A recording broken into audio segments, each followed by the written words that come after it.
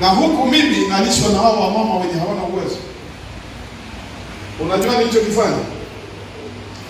Nikamwambia mke wangu, hizi hela zinakuja hapa sio za kwetu. Hizi hela ni kipimo kutoka kwa Mungu. Ona tunasalia kwa hiki kijumba kidogo na tumeisha kwa watu karibu 15 18. Inabidi tutoke humu. Hatuwezi kuendelea humu.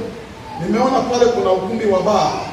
Inabidi twende tumuone mwenye ukumbi wa baa ili tukodi ule ukumbi, tutoke tumwabudie Mungu huko.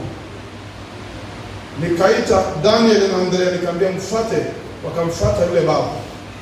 Waliona kwa nani, akaambia wewe ukumbi kama mnataka nitawakodisha. Hela ngapi? Akasema kwa mwezi shilingi 15,000. Tukapiga hesabu miezi 20 tunaweza kulipa kiasi gani? Tukaona tunaweza kulipa 300,000. Nikatoa zile 300,000 nikawapa, nikamwambia nendeni mlipe. Wakaenda wakalipa.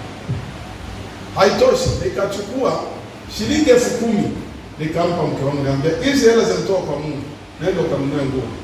Nikatoa shilingi 30,000 nikampa mke wangu. Nikamwambia hizi hela 30 za chakula, ikabaki 140,000. Nikamwita Andrea na Daniel, hao ndio nikamsema na Daniel kule. Nikamwambia twende tununue mbao. Tukaenda Mazizini tukanunua mbao zile hela zote. Tukachonga yale mabenchi, unaona mpaka leo bado ingali alama pale. Tukachonga mabenchi 20. Tukasema tuna njia. Ndipo tukaanza ibada.